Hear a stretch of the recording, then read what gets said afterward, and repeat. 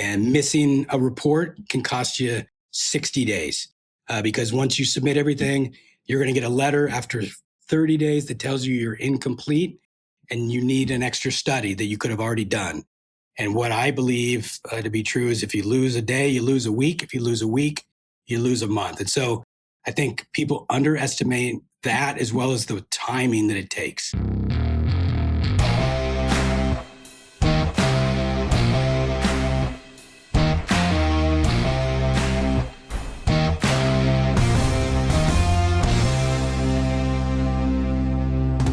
Hey, what's going on, everybody? Welcome back to the Land Development Podcast. I am your host, Ryan Glick. If this is your first time joining us, each week when you tune in, you're going to hear one of two different types of shows. Every other Monday, you're going to hear industry news. That's where we pull up a few different headlines and we talk about what it means for the land development industry. And then every Tuesday, you're going to hear an interview-style show where we have on someone associated with the land development industry, and then we dig into some topics that are of interest to them. Now, today I'm excited to have with me Eric Nelson. Eric is the VP of Community Development at Trumark Homes, based out of Southern California. Eric, thanks for joining me. It's great to be here, Ryan. Great to see you. Well, I was going through your background, looking at kind of your history and the things that you've been involved in. And one thing that stood out to me is that it looks like you've spent over 2 decades working in land planning and entitlements. And I guess one of the questions that I wanted to lead this off with was really, what originally got you into that side of the business rather than, design and construction? Great question. And I will go with the very limited answer, and then we can go deeper if you want to. So I started out right out of school. I wanted to be a firefighter. I went to down here in California. There's a couple different pathways, but the quickest path is you put yourself through school. So you go through the local community college, get your degree in fire science, go through their academy, and then you're ready to go get a job. I went through that process. And during that period of time, jobs were scarce. And I knew that going in. So I started a pool business, a pool service and repair business. I'd always been handy. And through my summers in high school, I was doing construction work and thought that it'd be a great side hustle to make sure I could pay the bills while I found a job. And fortunately for me, that process, that business took off and I became an entrepreneur.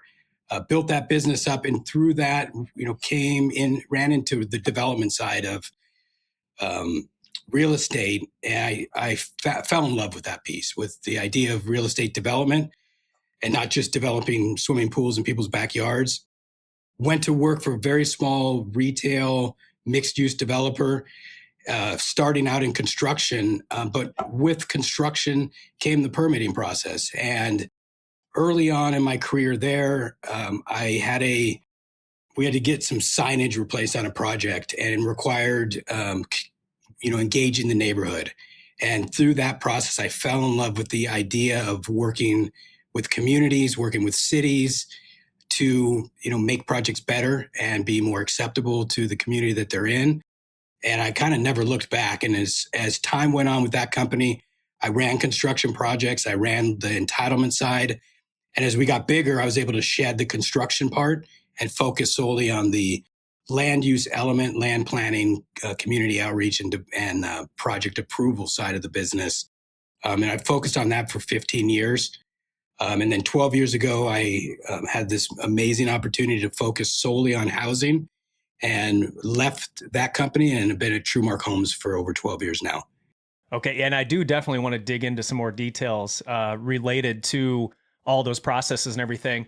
Before we do that, though, for those listening in who are not familiar with Trumark Homes, I know it's not just in California, it's outside of California as well as a company, but again, we have people throughout the country. So if they haven't heard of Trumark Homes, can you describe what the company does?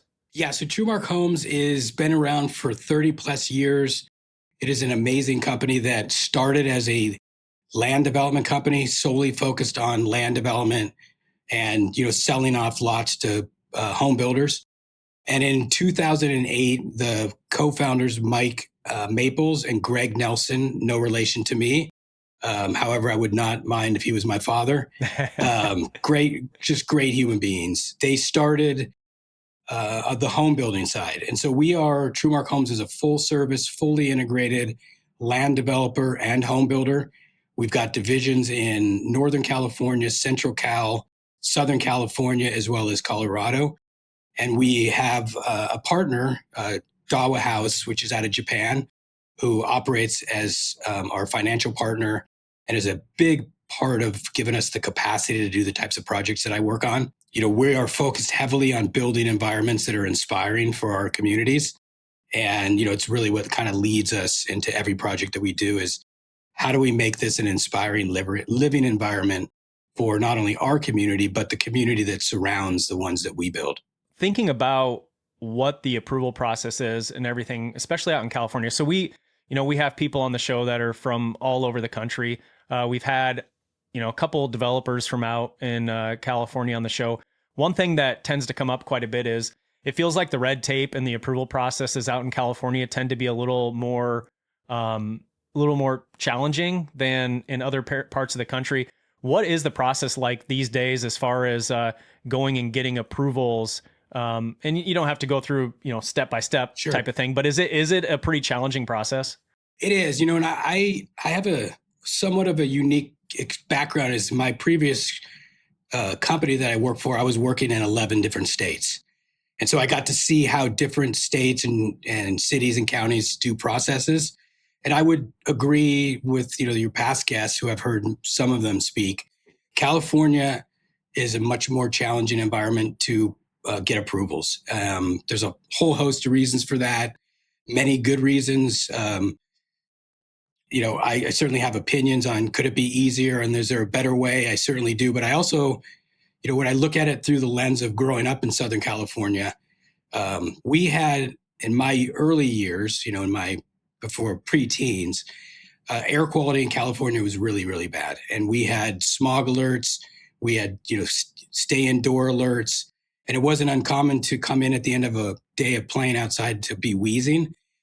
And since the changes in our process, whether that's through the California Environmental Quality Act, which encompasses, a whole host of things, including air quality, water quality, our environment here today is nothing like it used to be. And so I look at that and I go, okay, so we've done a good job here.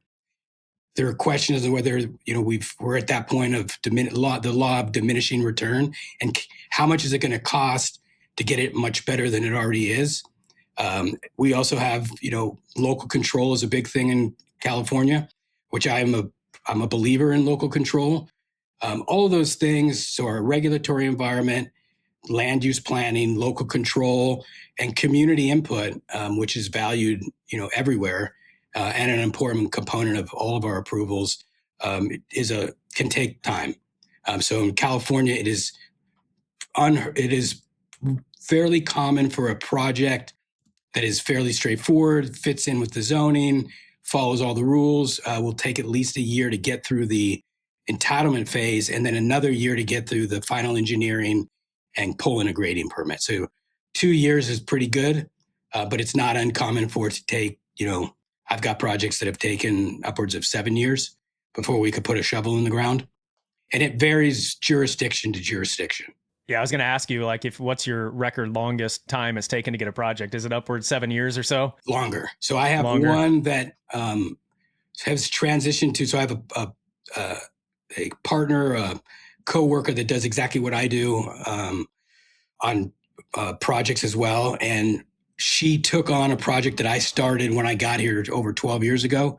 It's still going, and probably won't be done for another year or two. So in California, it's not unheard of to be locked in a 20-year process, especially if you're in a coastal area, because we do have, coastal commission that operates on a separate tract that can that you can't go to till you get through your local approvals.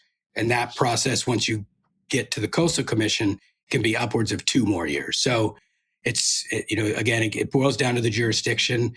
I have had projects in certain jurisdictions, very complex ones where they've moved through in under a year, but that is definitely not the norm. Yeah, you hear people say that if you can develop in California, you can probably develop anywhere. So I've definitely heard that. Some of those challenges. I think that's fairly accurate. My experience is coastal development, at least Western coast, whether it's Washington, California, they're just harder because we have the components of the Coastal Act and the coastal commissions, as well as cities and states that have increased regulations to deal with some of the harmful effects of development. So I think those are obviously good things and things that we all need to think about. I think the piece that gets missed often is that we're a new generation of developers. We are not like the old developers, and I don't mean to cast negativity about the past. It's just as we've matured as a society, we've changed the way we operate. We don't smoke on airplanes anymore. That's a sign of good change, and that change is trickles down all the way to housing in terms of policy. When you think back to some of these projects that tend to be on the lower length of time to approval, are there any things that are in common in those? Does it have to do with your preparation? Is it mainly related to where the project is being done, or what tends to drive the length of time that it takes for approvals? Yeah, so I would tell you it starts first at what approvals do you need? Do you just need a site development permit and a map to record? Those tend to be the quickest. If you need to make changes to the general plan and the zoning designation, or put a specific plan together to be more tailored to the project, those are more complex and take a little bit longer. So you have your project type, which drives the process. That's one thing. And then I would tell you that the other pieces that really get in the way, or either slow down or increase time, is the jurisdiction that you're in. And that can be either political challenges and or the staff that you're working with. And again, we're dealing with people, and so every city is a little different. But where you have a strong staff and you have a pro development city council, we tend to see those move a little bit faster than other cities that may be more skeptical of development or concerned about the impacts of new development in their cities. How do you handle those, politically contentious situations when you're trying to get approval and the politics come into play? How do you manage that? Well, differently on each one. I would tell you that the overarching way that I like to look at, dealing with the friction of development, including political friction, is it requires conversations, which starts with a lot of careful listening. Because in that listening, what I've found is you actually can find the real issues. It takes time in building relationships with the elected officials that are willing to meet with us. It's not uncommon that due to kind of the historical, and I don't call it rhetoric, but the ideas that are narratives out there. I heard a podcast recently with you where you guys are talking a little about how Hollywood talks about developers as they're always evil. It takes time to change people's perspective, and that's part of my job is to sit down with these folks, especially the ones that are really concerned, really understand their concerns. At Trumark, one of the things that I love about being here is I'm given the ability to make changes where changes make sense. So if there are concerns that we can fix, we take the time to fix those. And that goes a long way in getting your approvals. Like anything, if I help you, you're more likely to help me. If I listen to you, you're more likely to listen to me. And you can build strong relationships, not only with your council, but when we're working in new jurisdictions, cities where we haven't built in the past, I'll get very involved in local affairs, whether that's through a chamber or other groups that are closely tied with the political environment, and get to know those people, because those people generally know the city council members and the elected officials. And then lastly, as a planning commissioner and somebody who's engaged at a state level, I know a lot of people, and so sometimes knowing the right person can get me an introduction with somebody that's a little bit warmer than a cold call. And but again, I think it boils down to every jurisdiction is a little bit different. And then in California, the legislature's been pretty focused over the last 10 years, pretty much since 2016, focused on regulations that are pointed at trying to get more homes built. And it has given home builders more by right or a process that's has more surety attached to it, where it's much harder for cities to say no if you're following the rules. This episode of the Land Development Podcast is brought to you by Maverick Water Group, a trusted water partner to some of the largest master plan developers, builders, and leadership teams of the fastest growing cities in the country. With a growing portfolio delivering more than 1.5 million gallons per day, Maverick is a purpose-driven water infrastructure company that is addressing our growing water stress and supply crisis by bridging the gap between rising demand and limited public funding. They accomplish this by designing, capitalizing, owning, and operating non-potable water systems that are fit for purpose, reduce infrastructure costs, ensure supply certainty, and improve land stewardship. To learn more about how Maverick saves developers and builders between $5,000 and $15,000 per lot versus traditional potable water infrastructure, visit maverickwater.com. That's MAVERICK water.com. All right, let's get back to the show. Well, you had mentioned your planning commission experience and involvement there. What do you think the biggest disconnect is between, cities and developers, especially in the cities where there is clearly a disconnect? What do you think that is? It's hard to say for sure because they're so different. I think the system itself is set up in a way that makes it hard for developers to have frank conversations behind closed doors. And I think that's right. I think that's exactly what we want. But it creates a situation where, as a developer, my opportunity to speak openly to everybody at one time is limited to a public hearing. And a lot of times those public hearings have limits. And so, sometimes I'm given 5 minutes to compress 2.5 years of process that we've gone through, from our original plan that we presented to the city to the plan that we're now using, that's shifted and evolved because of the feedback that we've received. All of that stuff that happens isn't always communicated through the process because of the Brown. In California, we have what's called the Brown Act, which prohibits a meeting of any more than 2 city council members, planning commissioners, or anybody that makes a formal decision on a project.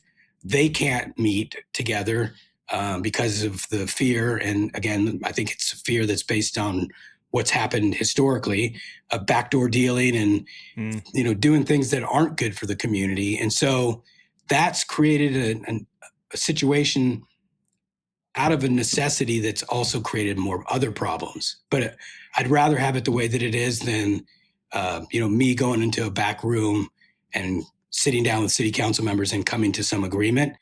Our goal always is listen to our community, listen to the decision makers, listen to the staff, work closely with them to develop a plan that can be received well, get approved, and one that's leaves the site better than the way we found it, and something that people are very proud of, which I am on all the projects I work on, to see our communities being built, which ultimately gets us invited back. Or when we go back, we're not a new developer, we're somebody that's built a project down the road, and the experience that the city had with us through that process was a good one, and we go back. And so that's what I love the most, is when we get an opportunity to go back to a city where we built, we always do, because in every project I've worked on, I'd be remiss in not saying that I'm not the only guy here, right? So I'm the first guy they see, the first team member from Trumark.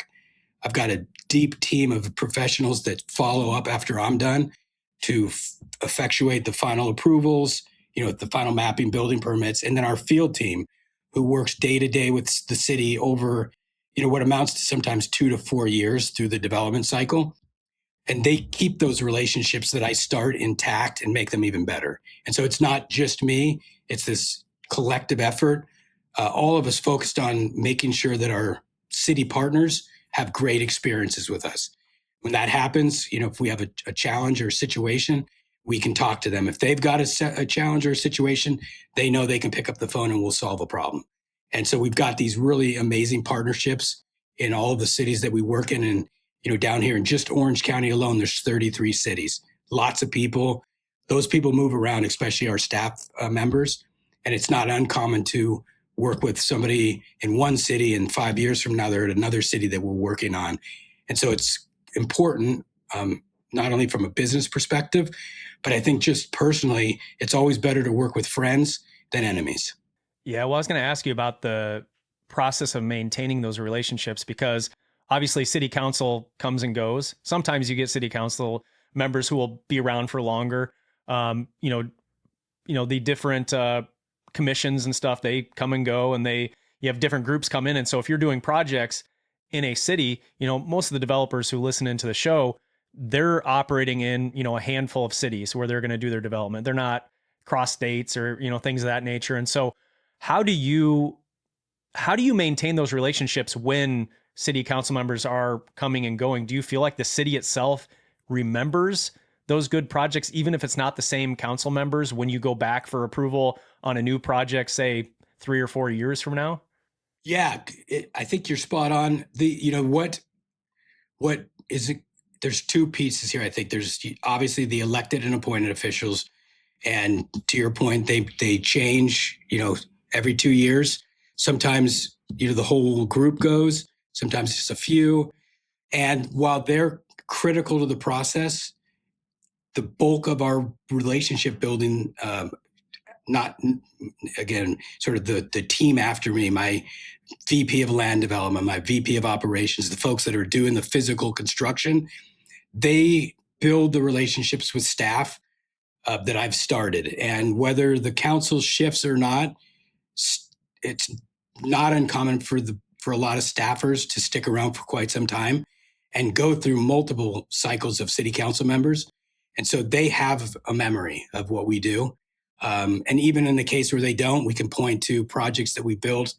Like I said, I'm super proud of all the projects that we built because they leave lasting legacies, and we do some really fun, creative stuff that you don't see on other projects. We also do standard, subdivision development of projects with parks and, the norm, but we do a lot of really unique things where we recycle land and we come in and we remove old industrial sites and clean them up and convert them into these great living environments. And those things, they're easy to point to as reference points when we do meet with new council members who are maybe new to the dais. But I lean heavily on my relationships with staff, which I continue to build regardless of whether we're in that city or not. Everything from participating in training programs through different organizations, the League of California Cities. I do the city council planning commissioner trainings every year with them. ULI, we do a lot of ULI focused training, which has a lot of city staff in it, as well as the APA. And I have a lot of friends that are staff members because we run around in the same circles. On the entitlement side of things, what do you think that new developers tend to underestimate when it comes to entitlements until they've gone through it, a handful of times before they really start to understand the process? Are there things where you feel like they get confused by it, or they maybe make mistakes, things of that nature?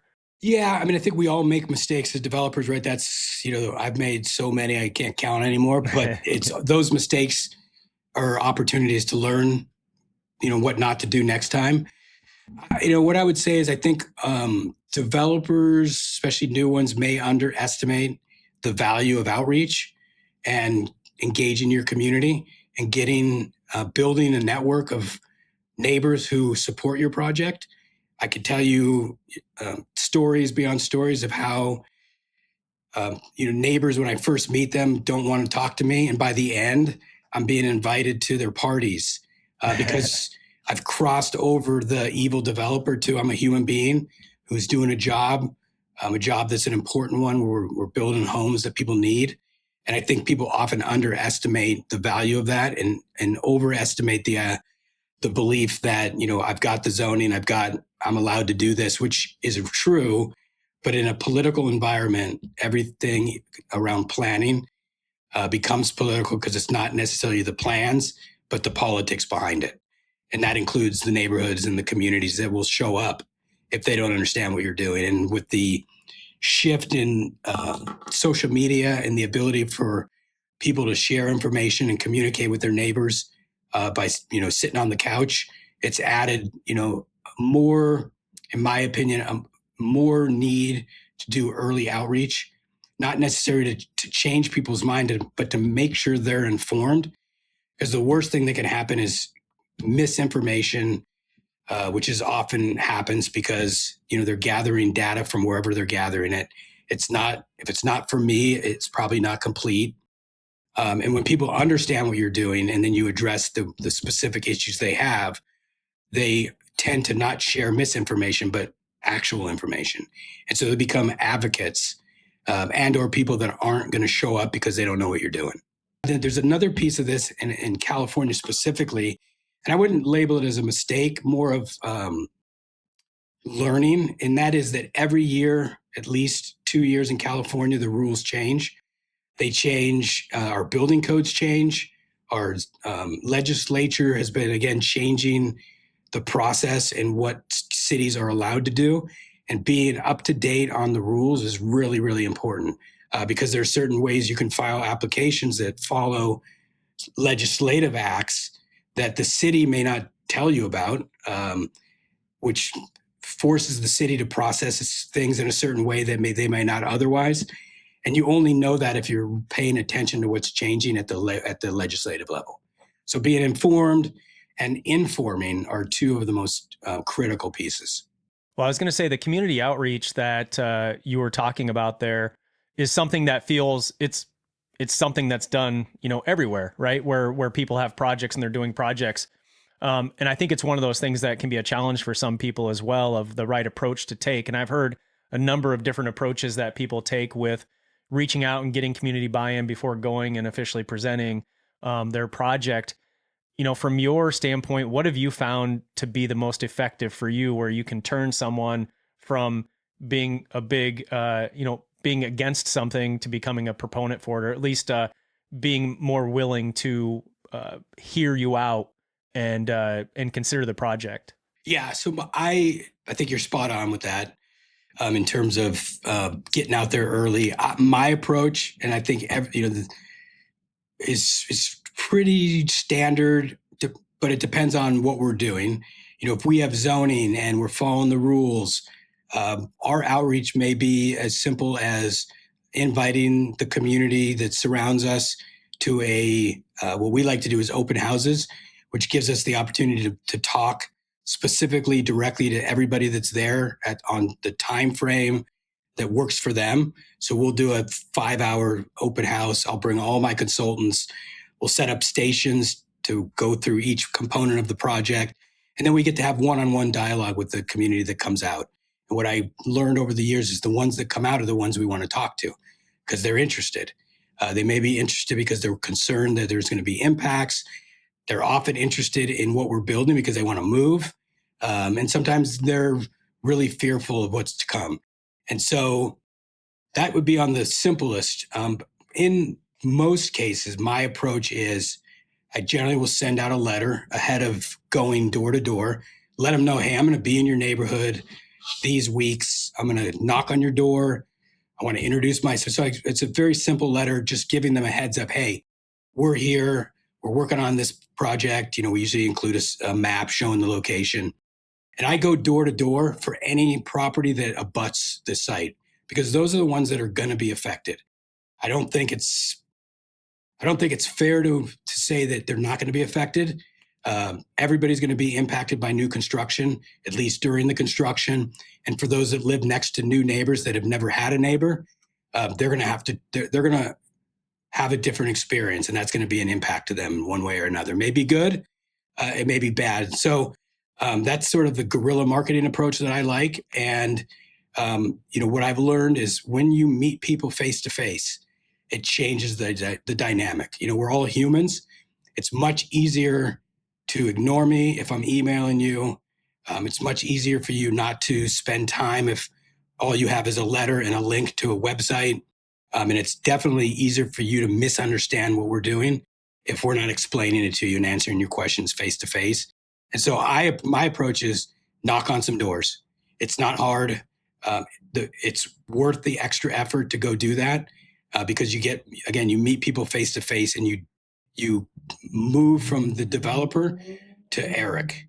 and I get to know you as whoever you are, and you're the neighbor, and now I know your name. And like I said before, it's not uncommon for me to become friends with these people because you meet some great people. The other piece of this that I don't often talk about, but I find really fun is I get to meet people all over the place, get to know their kids sometimes. I get in their backyards, right? Because I need to see what they see and explain to them, or a lot of times do mock ups. Let me show you and do a 3D rendering from your backyard of exactly what you're going to see. In some cases, they might not see anything because of the way we're developing. But those pieces of the process, I believe, yield the most results. The more bang for your buck is get out and talk to people.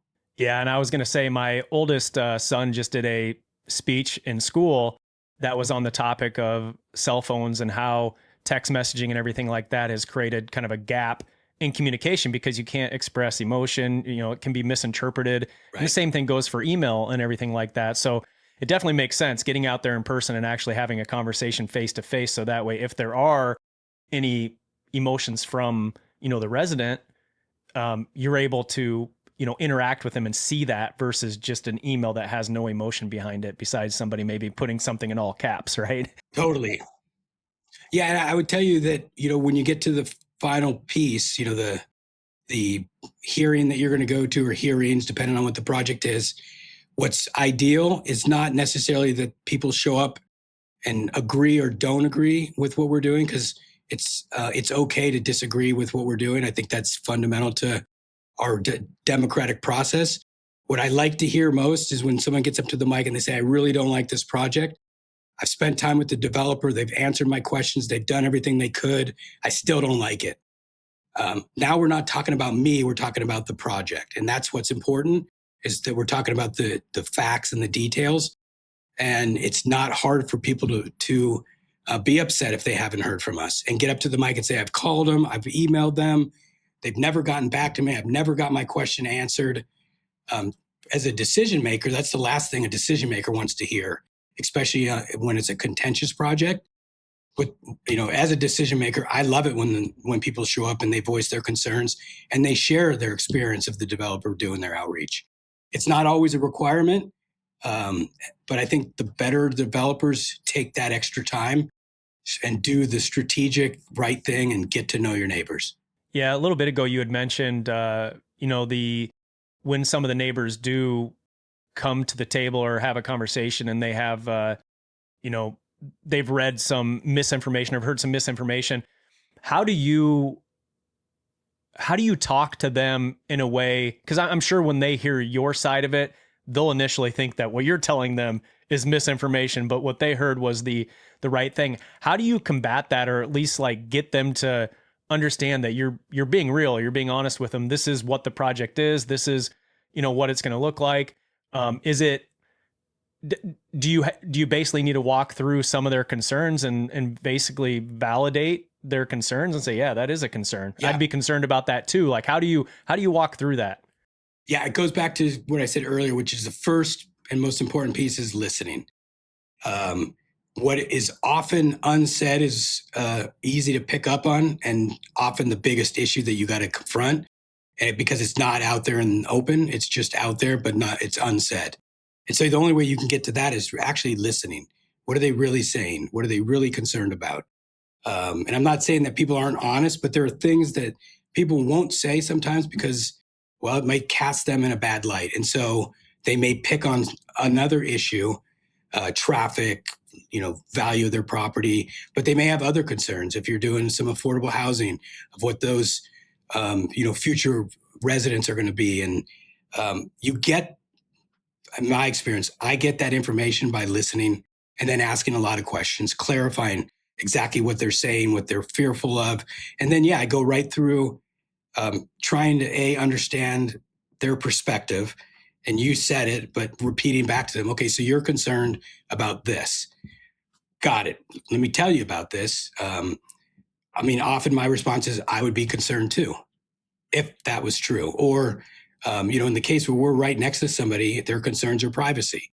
What's also important to me is privacy, because privacy is a two-way street. If we see you, you see us, we can't sell homes to have no privacy.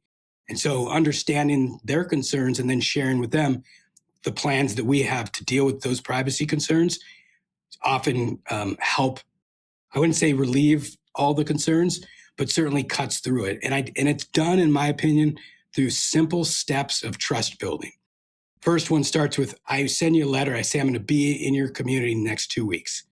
If I don't show up, I've started the process of not being honest. It's little, it could seem like not a big deal, but people have memories and they know that I said I was going to do this and nobody ever came to their house. So these little steps of trust building occur over long periods of time. If they have a real concern, I may need to get back to them. Let me take that concern. Let me take a look at it. I don't know if I have an answer for you, but I'll get back to you. I get back to them. That's another little check mark of, okay, they got back to me. And you do that over a period of time. And at the end of that, you're hoping to have solved or reconciled the concern and or eliminated the things that you can eliminate. And then you're really just dealing with the leftovers. And sometimes that's where the politicians end up having to make the final say. Yeah, one thing I was just thinking about as you were talking through that, and I don't know if this is a problem you run into at all or not, but in the age of social media, it's very easy for people to send messages from behind a keyboard and say, really mean things or to put things out there, maybe how they really feel about something. Whereas when they're in person, they're less likely to say something to you. Do you see that a lot when you approach people in person? Do you sometimes have to really try to get what they're really thinking out of them versus they might not offer it up as easily as they would if they were just going to type it and not have to be face to face with someone?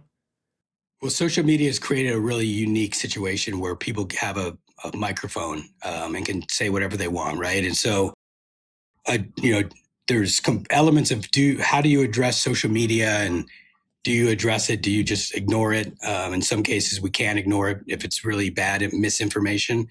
But I think going back to my approach, the more we get to know these people, the more we start to understand their actual concerns, and not actual, but the real concerns that they're worried about, and we can cut through some of that noise. And we may still not get direct. They're not always direct, but they're definitely more polite. I think most people are more polite in person than they are when they're using social media, and I don't think that's across the board, but I do think we've got our keyboard warriors out there that we have to deal with on many projects, and in some instances we have to walk back what people have said. I've got a project that I did last year that the amount of misinformation that was distributed required the city to put up a special web page because the misinformation was not only directed at my company and our project, but also at the city, at the school district who was selling the property, and literally making claims that there was backdoor deals for us that we're going to do something much more wilder than we had proposed, which was completely just not true. I've never seen a backdoor deal in my 29 years of doing this. It just, I'm not saying they don't happen, but the world I live in and the way that I operate in terms of, my core values and our company is we would never survive doing that if we did do that and got caught. And, but that doesn't mean people don't do it again. But more importantly, going back to your question, sometimes we have to lean on cities to help us deal with some misinformation because it's often directed not only at us, but at the city that we're in. Well, we're at about 38 minutes here. And so I think let's shift into the last segment of the show, which is the lightning round. So I got 5 questions for you. We'll run through here. Awesome. First one, what's one mistake you see first-time developers make when it comes to entitlements? Not fully understanding the breadth of the requirements that you have to fulfill as far as studies and process. What you have to submit, often comes on a checklist. It's not always detailed enough, and missing a report can cost you 60 days because once you submit everything, you're going to get a letter after 30 days that tells you you're incomplete and you need an extra study that you could have already done. And what I believe to be true is if you lose a day, you lose a week. If you lose a week, you lose a month. And so I think people underestimate that, as well as the timing that it takes, that it takes much longer than people predict. And you learn that over a period of time. All right. Second one. What's the best way to build trust with elected officials? Spend time with them, listen to them, understand them, get involved in the local political scene that you're working in, or get to know people that know that political scene and let them help you. All right. Third one. Between these different asset classes, so residential, mixed use, or commercial, which one has the most complex approvals? By far, residential. I mean, I would tell you the learning curve on residential is far steeper than on commercial because we're dealing with habitable space, where people are putting their head down on a pillow every night. And that requires a much more comprehensive process because we're talking about what is the air quality inside that house.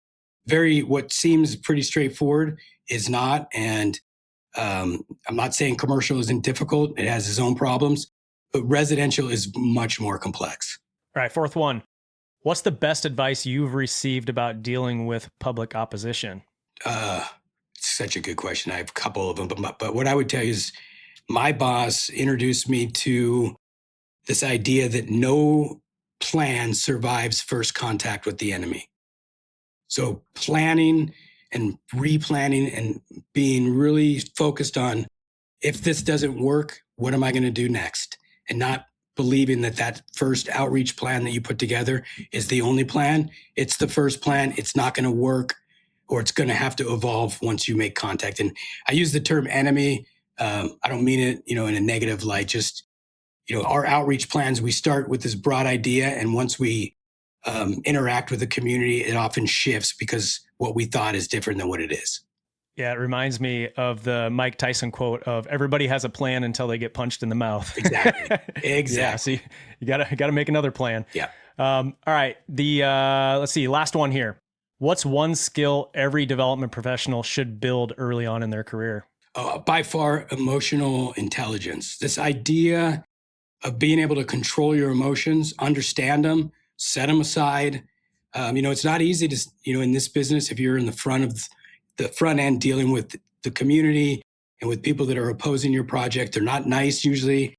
And having control of your emotions and also being able to recognize them and settle yourself down will pay dividends in a way that is, I can only say, not only will it let you sleep at night, but it'll actually move the needle in terms of your ability to have open, clear, direct conversations with people and not get hijacked by people that are angry, upset, or even happy, right? So whatever emotion you're going to confront, if you're not good with your own emotions and your own connection to those emotions, it's not hard to get derailed in a community meeting where a lot of people are angry. I like that. I don't think we've had anybody bring that up before as advice. So that's really good. Yeah. Well, Eric, what's the best way for people listening in to connect with you and to learn more about Trumark? Sure. So we've got a website, trumarkhomes.com. That's our main website. We'll show you all of our divisions. For me, I'm more than happy to talk to anybody. I love meeting new people and learning new things. And so to get in touch with me, you can email me at enelson@trumarkco. That's TRUMARKCO.com. And I'd love to hear from your viewers. I love your podcast, and I'm imagining there are a lot of people like me that do what they do and listen to you all the time. Awesome. Well, I appreciate that. And guys, so if you look down in the description for this episode, you'll see a link there to the show notes page. The links and contact info will be there for you to easily find and click through and connect with Eric and go to the Trumark website and everything. Eric, really appreciate you hopping on here and sharing some of your wisdom with all of us. I know there's a lot of things in here we went into detail on that we haven't before on the show. So really good stuff, and I appreciate it. My pleasure. It's great meeting you. Keep doing what you're doing. Love your show. It keeps me company on my way home from work almost every day now. So thank you for what you're doing. Love to hear that. Love to hear it. All right, guys, that's all for this episode. If you're not already subscribed, please click that button. We'd love to have you back for the next one. Otherwise, we will talk to you all next week.